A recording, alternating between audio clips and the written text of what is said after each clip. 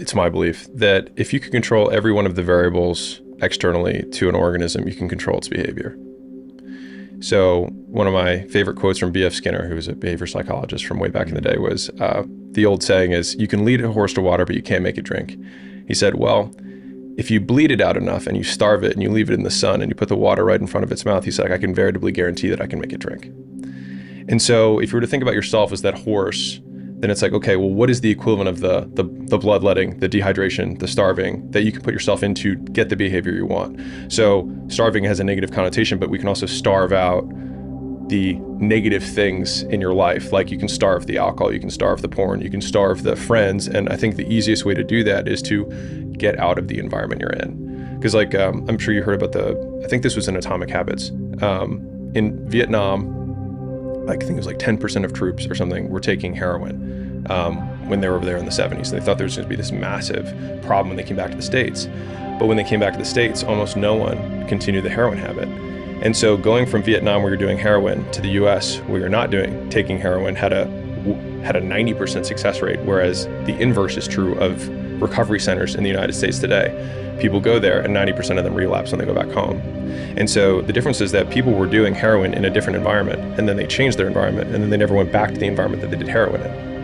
And so it's like, if you have these behaviors that have cues from the people, the surroundings, the colleagues, family, whatever, I think even if you can't afford to move out of the state, like almost anybody can move across town, even 30 minutes away, to just make it a little bit more inconvenient for your drug dealer, for your bars that you know, for the friends to say, you know, hey, we're doing fantasy whatever on Friday. And it's like, I can't make it, right? You just make it inconvenient to do all the things that you don't want to do and make it more convenient to do the things that you do, and you'll do more of them.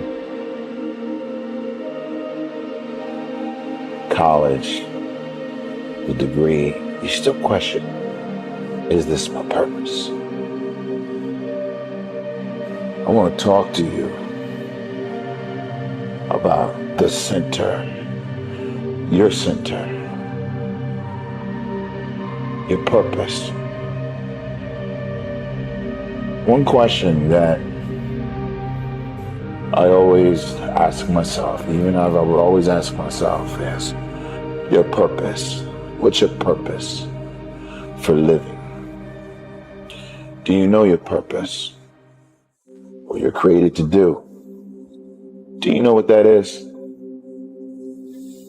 A lot of people live their entire lives not knowing.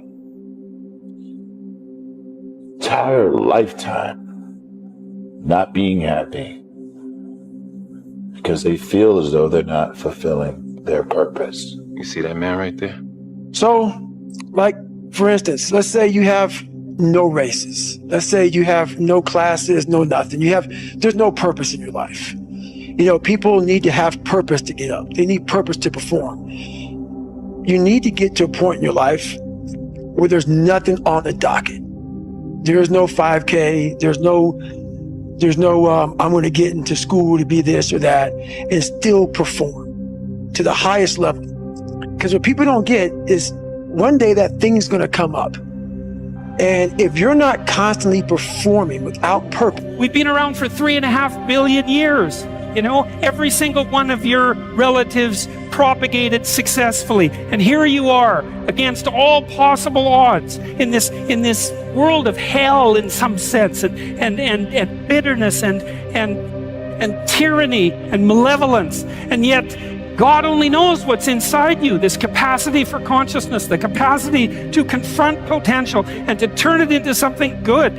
That's us, man. That's the Western story. That's the individual as the cornerstone of the state. That's our responsibility, and it really is who we are.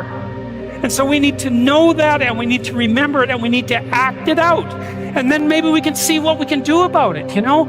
And see how good we can make things. And maybe that would be the purpose of your damn life, right? Not to be happy. It's like, there's problems to be solved. Be happy after you solve the goddamn things, right?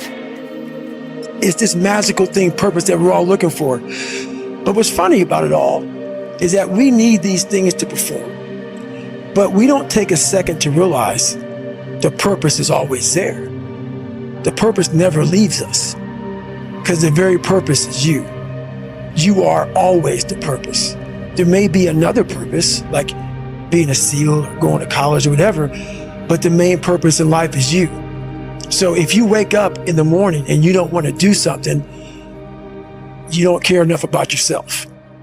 And that's what you need to really research is, man, why am I not doing this for myself? Because that is the number one purpose in life, is to better oneself. So that's the only purpose I need. So the reason I get up every day, even though there's no race or there's no school, there's nothing in front of me, is because I have pride in myself.